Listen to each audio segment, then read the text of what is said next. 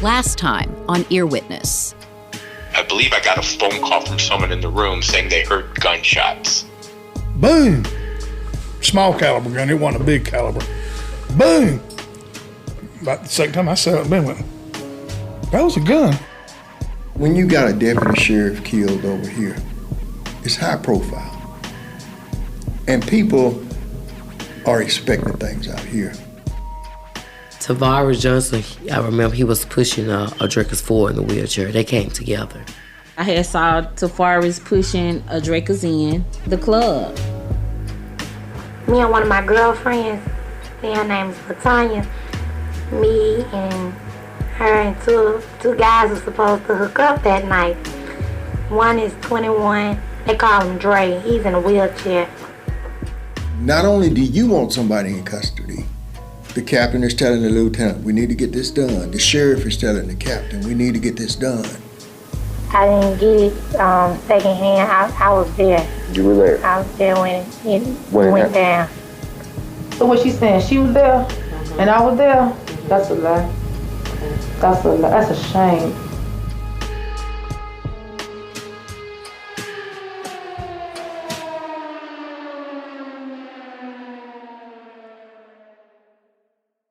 When police come looking for Ardragus Ford, his mom calls Richard Jaffe, who had helped them in the past. Ardragus was in a wheelchair, as you know, and his mother brought him over to the Lion's Den, to the sheriff's department. Jaffe's a trial lawyer, and he looks like one, but not in a slick way. He's slender in a rumpled suit, with gray hair and glasses. The day Ardragus went to the sheriff's office for questioning, Jaffe is just beginning a trial in a different case. But before he goes to court that day, he gets a phone call from the sheriff's office. I was called by a Deputy Blanton, and he said, I heard that you were representing Ardragus Ford. And I went, yes, I was just contacted by the family, but I don't know anything about the case. And he said, well, look, he's just a witness. I mean, he just knows stuff. And I knew Deputy Blanton, and I believed if he had information involving a police shooting, I wanted to help, and Ardragus did too. And against my best judgment, I allowed Ardragus to be interviewed by him and several other Jefferson County detectives. So Ardragus is questioned alone, while his attorney, Jaffe, heads to the courthouse. Perhaps around 4:30 or 5, when we broke, I found out that Ardragus was still there. So he'd been there all day, like maybe 9 hours. And I was extremely distraught. So I hurried over there. It was just across the street. And when I got into the very large room, it was buzzing with detectives and police officers, and you could feel the tension. It was enormous amount of tension. There, in the crowd of police officers and detectives, Jaffe notices Jefferson County's district attorney, a man named David Barber. He's in charge of all state prosecutions in Alabama's largest jurisdiction and is working with police in the Deputy Hardy murder investigation. When Jaffe sees Barber, he walks over to him. And I said, what's going on with Ardragus? And David said, well, we know he was there and he's not telling us the truth. So we're going to charge him. He can either be a witness or a defendant. I said, well, what are you saying? And he said, just that, witness or defendant. It's his choice. The choice detectives are giving Ardragus. Either he gives them information about Hardy's murder or he'll be charged with the crime. If I had any idea that they thought he was there, I nor any lawyer would allow their client, in any case, especially where a death penalty case, to be interviewed by law enforcement. They just wouldn't allow it. Frankly, I felt a little inept and a little foolish, as well as a little deceived. And I said, well, what can I do to help? And he said, well, go in there and get him to tell the truth. And I said, well, then you're going to have to give him immunity. According to Jaffe, David Barber offers Ardregas immunity from prosecution in exchange for naming TeForest as the shooter. Jaffe says Barber handwrites the immunity agreement on a piece of paper and gives it to him. David's word was good with me, and I walked into a little office where Ardregas was in his wheelchair sitting there. Didn't look happy, certainly wasn't happy with me at all.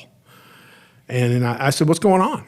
And he said, they were screaming at me, and they made me tell the story over and over and over again and even tell it backwards. And I said, well, this is an immunity agreement. Maybe we should talk about it. And he reads it, and he said, so they want me to lie. He said, look, Mr. Jaffe, I wasn't there.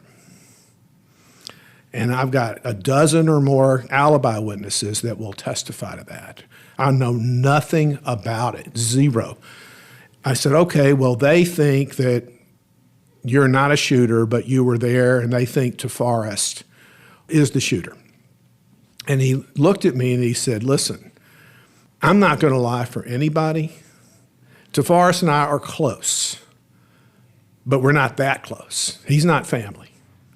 I would happy to give TeForest up in a heartbeat, except it would be a lie, and I'm not going to lie. That never happens, even on a theft case, even on a possession of marijuana case, even on a hubcap case.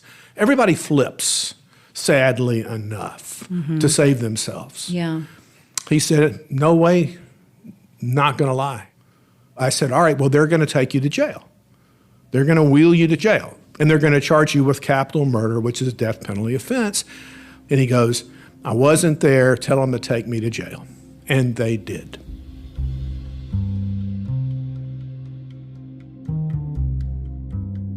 The next day, the Jefferson County Sheriff's Office announces formal charges in the murder of Deputy Bill Hardy.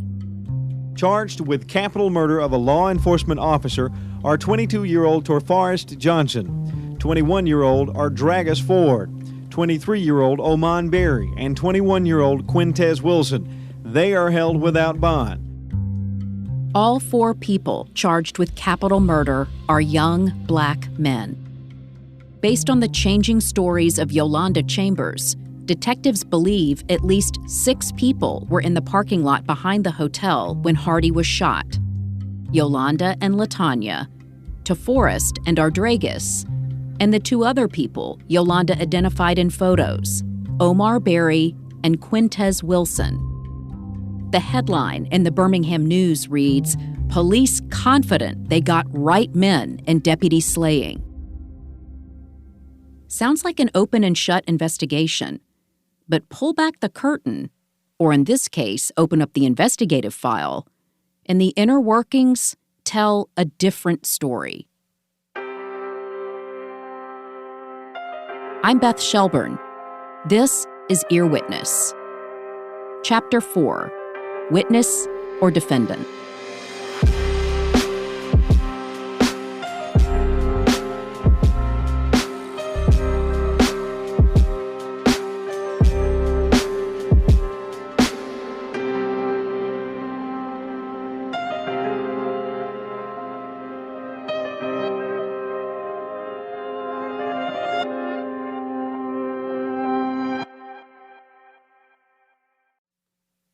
The tactic the state uses with Ardregas, telling him he can either be a witness or a defendant, Detective Tony Richardson repeats it over and over during Deputy Hardy's murder investigation.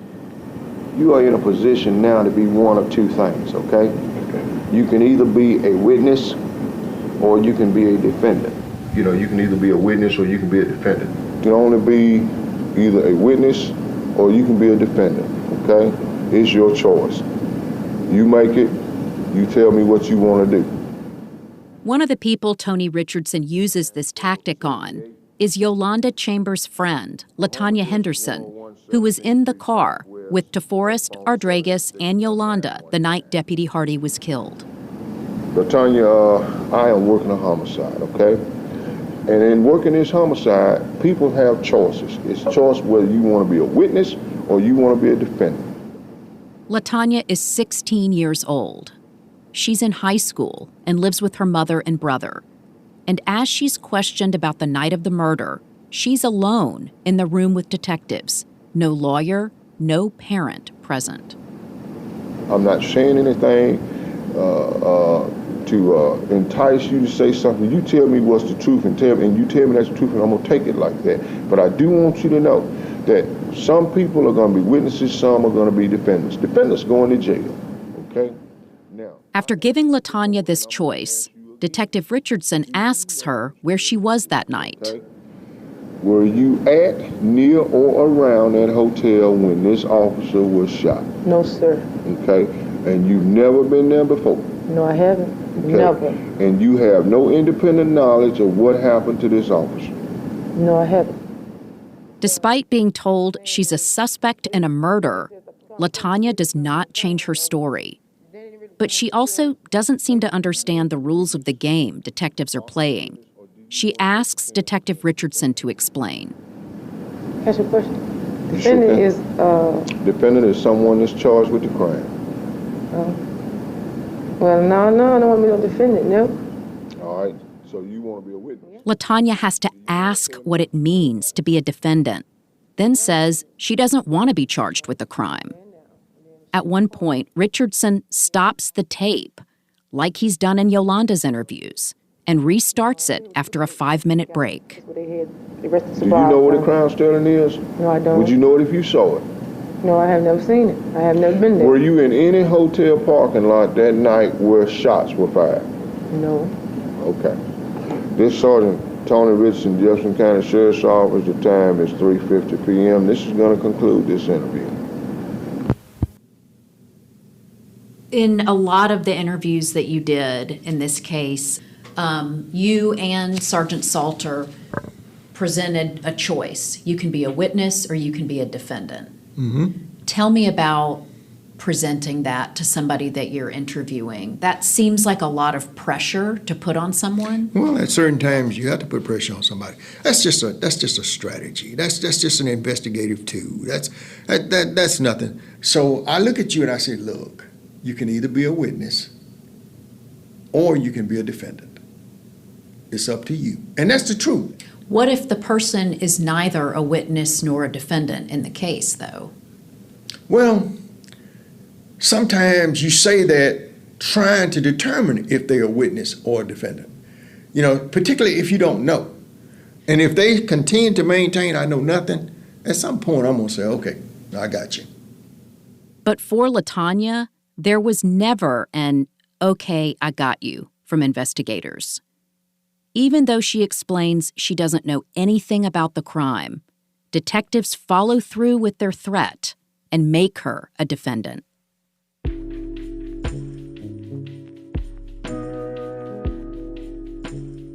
One month after Tony Richardson questions LaTanya, the state charges her with hindering prosecution. In Alabama, that's a felony. At 16 years old, police take LaTanya Henderson to adult jail, where she stays for 5 months. You know, LaTanya Henderson, I mean, even if she had been there, you know, even if Yolanda's story was true, what's she a defendant on? You know, what has she done? This is Derek Drennan, a lawyer who worked with Richard Jaffe in representing Ardregas Ford. And I don't know, I think they charged her with hindering prosecution maybe because basically she wasn't telling the lies that Yolanda was telling. A few years later, LaTanya says that she was hysterical when they took her to jail, desperate to get detectives to believe her. She says that she suffered from stress and lost too much weight.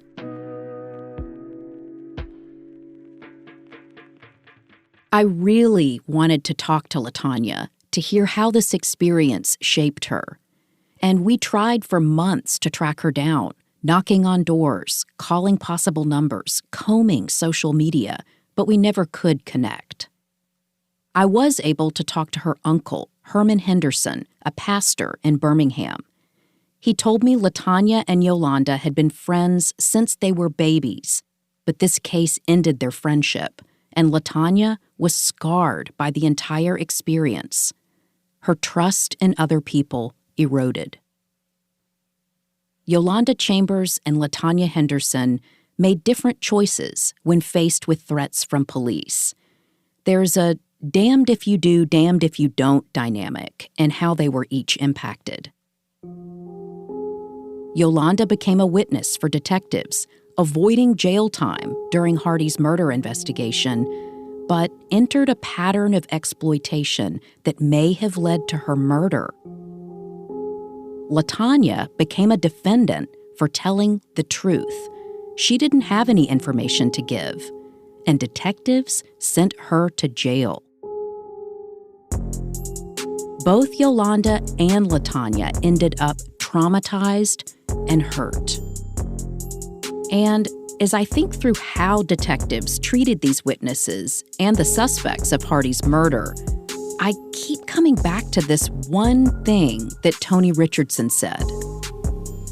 The best thing that a person probably can do for themselves that's suspected of a crime is do not talk to the police, period. No, that's really interesting coming from a retired detective. But that's the truth.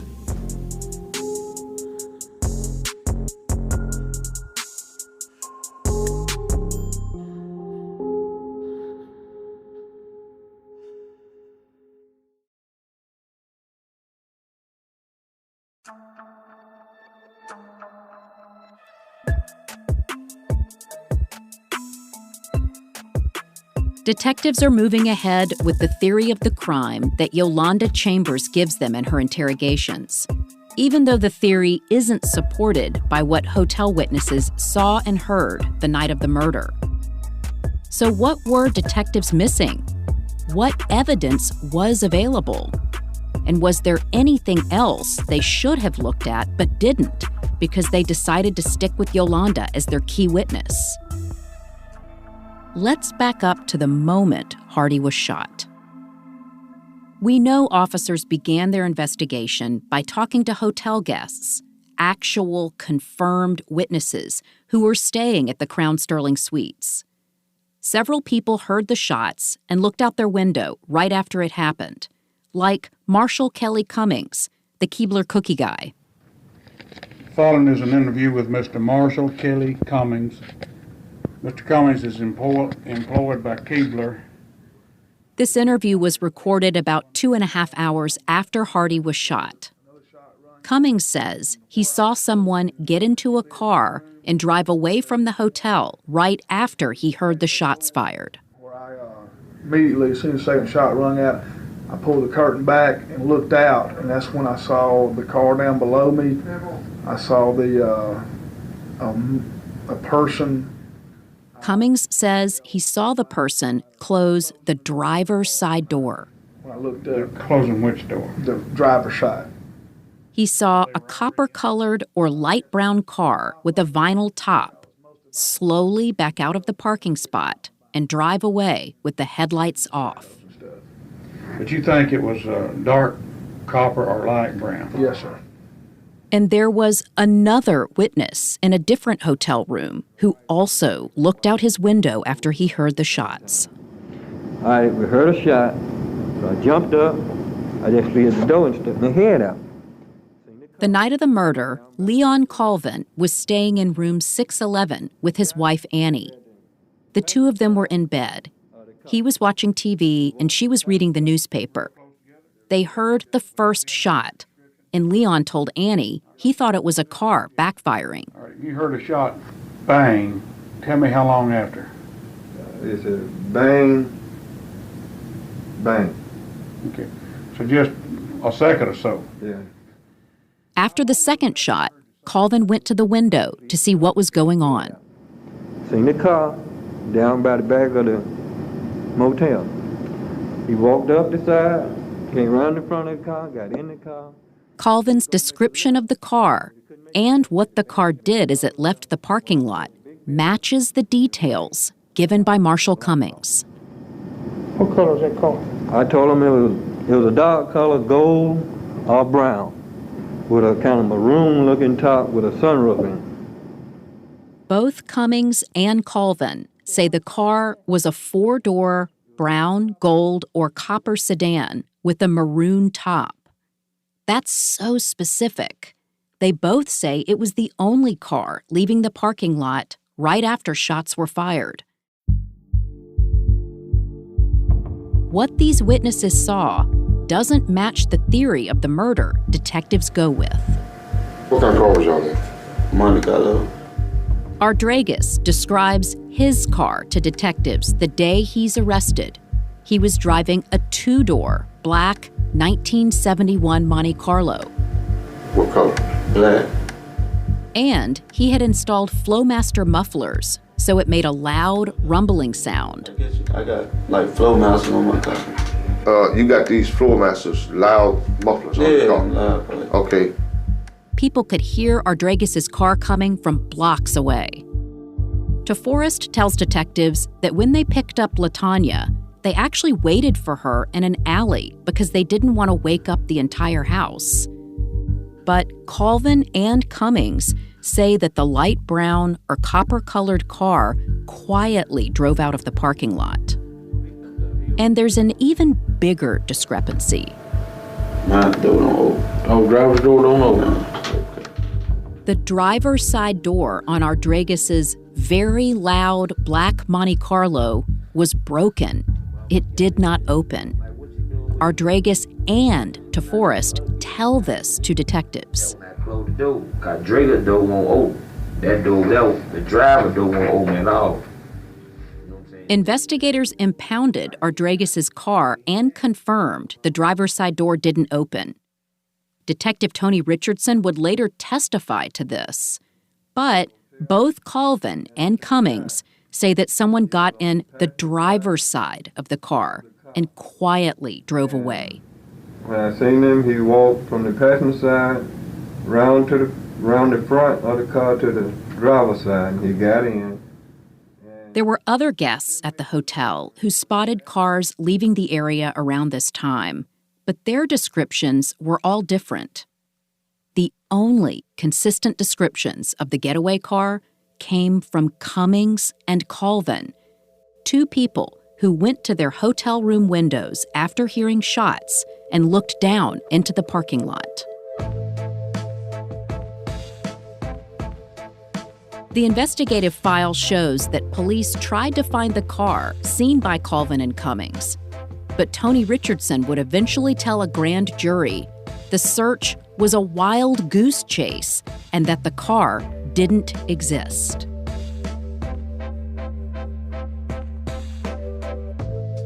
And there's something even more significant about this other hotel witness, Leon Colvin. He gives police a basic description of the man he saw, 5'10", medium build, who got into the car and drove away. He had a black and white striped shirt, and it looked like he had kind of beige khakis or something. Colvin describes the man as wearing a black and white shirt and khaki or cream pants. This is the only physical description given of a potential suspect. But detectives decide that Colvin isn't a witness. He's a defendant. As I dig deeper, I learn that Detective Tony Richardson and Leon Colvin are cousins. And in the first week of the investigation, Richardson decides that Colvin is hiding something. We have talked with several people. People we have talked to have indicated that you do know more. Colvin gives detectives multiple statements about what he heard and saw, and Tony Richardson interrogates him for hours about his movements inside the hotel the night of the murder, insisting that Colvin was involved. All right. If you tell us one thing and it's not accurate, and we know that you know different, then you can be charged with the crime, okay? Just so you know. Tony Richardson shows Yolanda Chambers 4 photos of possible suspects. Yolanda picks out the photo of Leon Colvin and says he was involved in the alleged drug deal behind the hotel when Hardy was killed. The people that have picked you out of that lineup said you were standing right there when the man was shot. I wouldn't dare. Leon Colvin is charged with hindering prosecution and taken to jail. I swear my mama's great. I ain't did this him. I ain't did none of this him. I ain't did this him. I ain't did this him.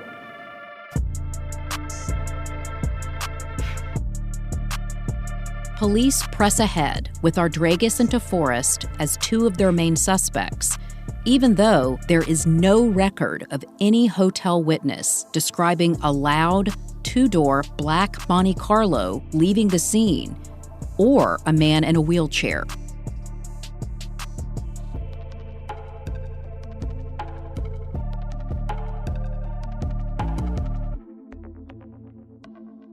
There's another clue in the file that jumps out at me. A police report from a day after the murder states that a hotel worker named Jerry McDaniel told detectives that he saw Deputy Hardy arguing with a group of young black men who had been running around inside the hotel, especially the 6th floor. There's even a description of one of these young men, 6 feet tall, slim, wearing a dark, baggy basketball jersey with the number 33 on it. When I first read this, I was like, whoa, what? This information seems super relevant. Hardy was arguing with a group of people just hours before he was murdered? Jerry McDaniel would later testify in court that he saw Hardy having this loud argument with the group of young men around 10 p.m., and that he saw Hardy again before he left for the night, around 11:30. McDaniel said Hardy was standing at the back door of the hotel, propping it open with his foot. He also spotted the same group of young men outside in the back parking lot as he left work to go home. He said that after the confrontation, Hardy seemed mad, saying, "I ain't never seen him like that before." But detectives never identified the young men, and later say their interview with Jerry McDaniel never led to any more evidence. I want to pursue this. If Jerry McDaniel is still around, maybe he can give us some new information about those last hours of Hardy's life. Something about the young men he saw arguing with Hardy. Some new nugget to breathe life into this case. How are you? I'm looking for Mr. Jerry McDaniel. Is that you? Thank you so much. Jerry McDaniel is retired, in his 70s, and lives in a small green shake shingle bungalow, the same house he's lived in his entire adult life. We talk on his porch, and he remembers Hardy's murder. Conversation with anybody or saw Yeah, because anything I'm moving around, so I see everything. I become to the Asian and stuff, you know. It been a lot of stuff going on in that hotel, though. McDaniel also remembers seeing Hardy argue with the group of young men inside the hotel. I mean, did it seem like Deputy Hardy knew those people? I don't know. He might have known them because he wanted something they had or something. They didn't give him something. I don't know what it was. And about an hour and a half later, when he ended his shift and left the building, he passed by Hardy, who was standing at the hotel's back door. Do you remember, like, exactly what you saw? Yeah, he was standing at the back door back there, to the right, and it was a car out there when I left, right there at the back, by where the donks would be at. But that's pretty much all he remembers. Had police aggressively pursued this lead, they might have gotten somewhere.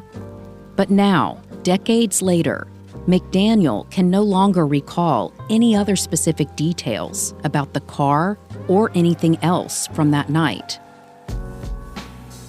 Whatever he saw, whoever those young men were, that potential big lead has faded, likely impossible to recover.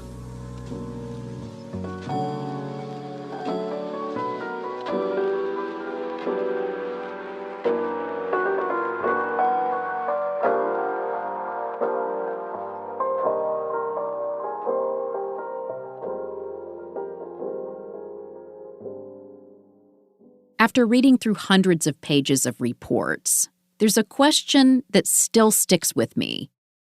Why did Deputy Hardy leave the hotel atrium where he was drinking coffee and smoking a cigarette to go out the back door to the parking lot without his radio? And then usually every hour, on the hour or so, or every hour and a half, he would do a drive around the premises to check out the perimeter of the hotel. According to Barry Rushikoff, the hotel desk clerk, Hardy's routine was to walk around inside the hotel when he was making his rounds. But when he checked around the outside of the hotel, he usually drove around the property in his car. Right after the crime, the sheriff tells reporters that Deputy Hardy may have been investigating something suspicious, maybe a drug deal. But if Hardy went outside to check something behind the hotel, why would he leave his two-way radio on the table inside? Barry talked to detectives just 5 hours after the murder. He told them about how weird this detail seemed to him. Tell me what you thought was unusual about him not having the walkie-talkie. Officer Hardy, if he got up, he always put the radio in his back pocket. And if he was smoking, he never would leave a cigarette, really. He would always walk around with it. For him to have left both the radio and the cigarette just was extremely unlike him. Completely unlike him. But he never... Hardy had over 2 decades of experience as a law enforcement officer. Leaving his radio behind seems out of character, and he also left his cigarette burning. Is it possible that he was expecting to go outside quickly, maybe to meet someone, and that's why he left them behind? Is it possible that Hardy knew his killer? I tried to look into this. There is a file containing records of the calls that police received from the special tip line set up for the case. And I found 8 different tips urging detectives to look into Hardy's personal life. These tips suggest that someone Hardy knew might be connected to his murder. I asked Detective Tony Richardson about this. Is there anything that you recall y'all investigating as far as that goes?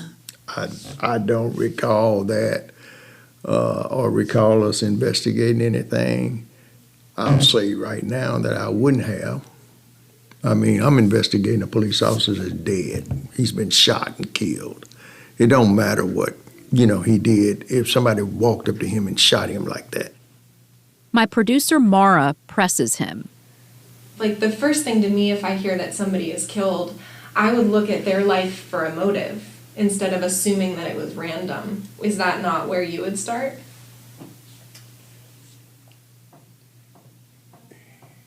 I can explain it like this. When Hardy was shot, he was in uniform, working a part-time security job, still a sheriff's deputy now, doing his job, and he was shot and killed. Okay. If he had been at home in his pajamas, shot and killed, in bed, we would have looked at him, because that's what you do. Because Deputy Hardy was a police officer and was killed in uniform, not in his own bed wearing pajamas, Detective Richardson says he wouldn't have looked into people that knew Hardy. Instead, Richardson repeats the theory that Hardy walked up on a drug deal that he wasn't supposed to see, and that's why he was killed.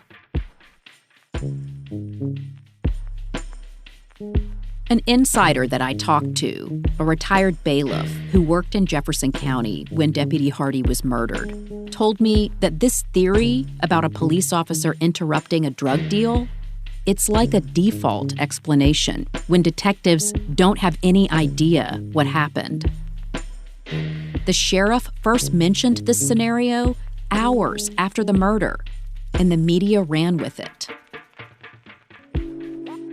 only eventual evidence to support this theory? The always changing statements from Yolanda Chambers.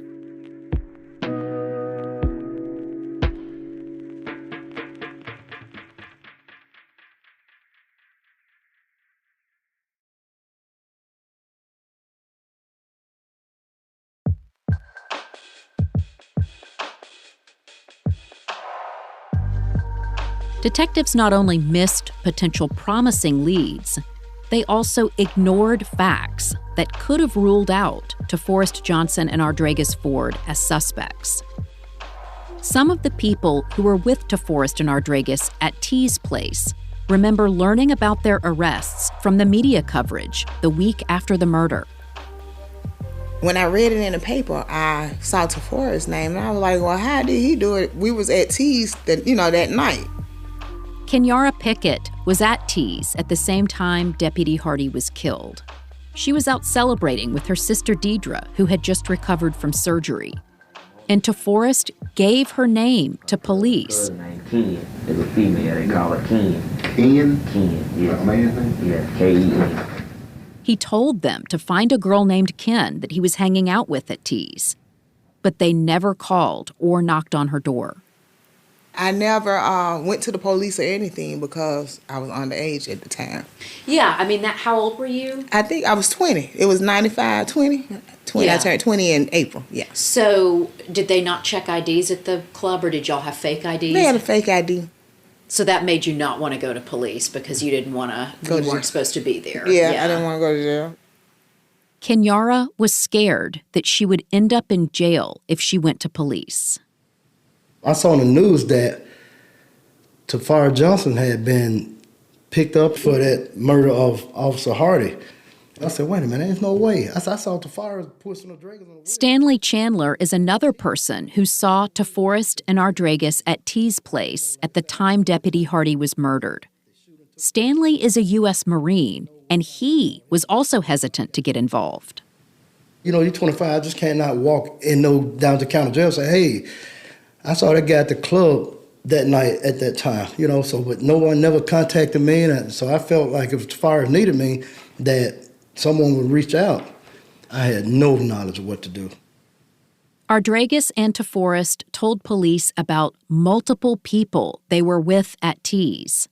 The bartender who remade a weak drink, the guy who sold DeForest a hot dog outside the club, and the girls they chatted with in the parking lot.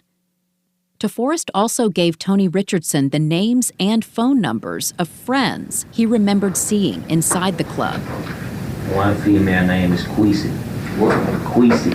Including Queasy and Mama Cat. Okay, go ahead. One female name is Mama Cat. Her number is 785. Hold on a minute. Try to write this, okay? 785. DeForest couldn't give us any names other than nicknames or maybe a first name. There was no way that we could find a witness. But we sat and we waited hoping that, who don't know that DeForest is in jail for this crime? Maybe they'll come forward. Not a single one. Nobody came forward to say, hey, you got the wrong guy. He was at the club. Not a single person came forward to say DeForest was at T's place the night of the murder? After Tony Richardson tells me this, I look through the investigative file to double-check. This is Sergeant Tony Richardson, Jefferson County Sheriff's Office. I am on the phone with Barbetta, and that's spelled B-A-R-B-E-T-T-A, Hunt, also known as Mama Cat. Do you remember where DeForest Johnson was on the night of July the 18th or the morning of July the 19th? Yes, I do. Okay, can you tell me where? Right there in the folder of recorded police interviews, I find that Detective Richardson did talk with an alibi witness. He called Mama Cat about a month after the murder. Well, I saw him at T's place. You saw him at T's place? Yes, I was with my friend, Veronique Sanders. Veronique Sanders? Yes, sir. Okay. All right. I am on the phone with Veronique Sanders. Veronique is also known as Queasy, and her home phone number is 788. On the same day, Detective Richardson talked to Veronique, also known as Queasy.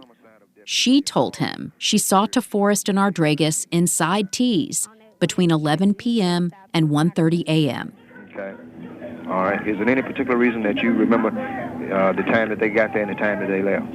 Yes, the time that they got there, my friend Barbetta Hunt, her beeper had went off, and I remember her telling me what time it was. Okay. What about the time they left? The time they left, my beeper went off. Okay. My sister was paging me to tell me to come home. Uh-huh. That's why I remember the time. Okay. I interviewed Tony Richardson 27 years after this investigation. I guess it's possible that he just doesn't remember speaking with Mama Cat and Queasy. So after I found these phone calls, I went back to ask him about it. There were alibi witnesses on the record that told y'all I saw them at T's place. Now, whatever went into not believing them is not in any files that we've been able to access. But Well, since I don't know who this witness was, I can't remember them. I can't remember what they said. I can't really tell you if I believe them or not. Probably not. Probably not. But cops have a lot of discretion as far as that goes, right? In believing alibi witnesses or not believing alibi witnesses. Well, you can believe or disbelieve anybody. But if someone tells you something that either you need to check out, or check further, or tells you something that could possibly have happened, you have an obligation to either prove or disprove that. You have that obligation. But speaking with Mama Cat and Queasy, hearing them corroborate TeForest and Ardregas' alibi, it wasn't enough for detectives to question their own theory of the crime.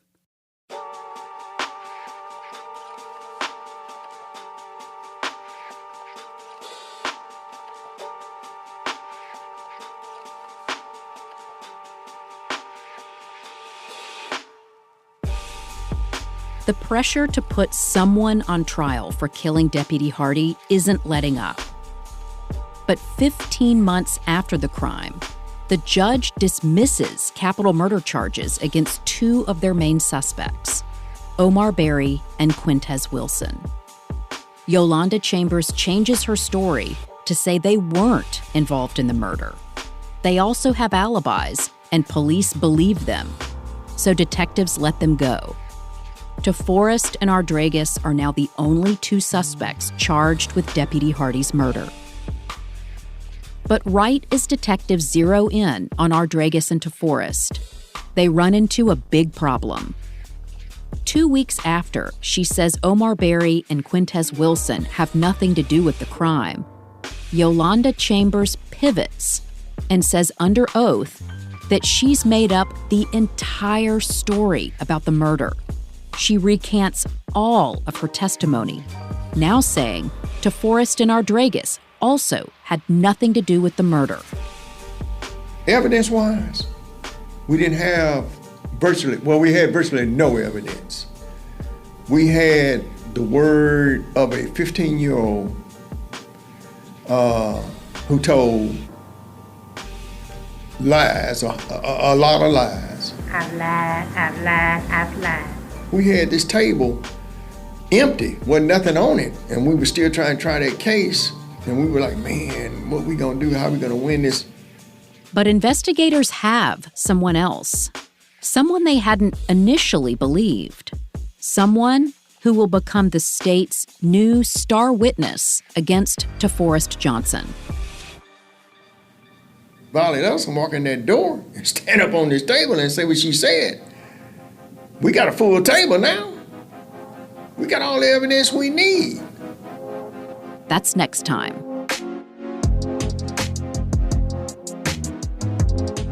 Earwitness is a production of Lava for Good podcasts in association with Signal Company No. 1. Executive producers are Jason Flom, Jeff Kempler, Kevin Wardis, and me, Beth Shelburne. The investigative reporting for this series was done by me and Mara McNamara. Producers are Mara McNamara, Hannah Beal, and Jackie Pauley. Kara Kornhaber is our senior producer. Britt Spangler is our sound designer. Additional story editing from Marie Sutton. Fact-check help from Catherine Newhan. And special thanks to DeForest Johnson's legal defense team. You can follow the show on Instagram, TikTok, Facebook, and Twitter at Lava for Good. To see behind-the-scenes content from our investigation, visit lavaforgood.com/earwitness.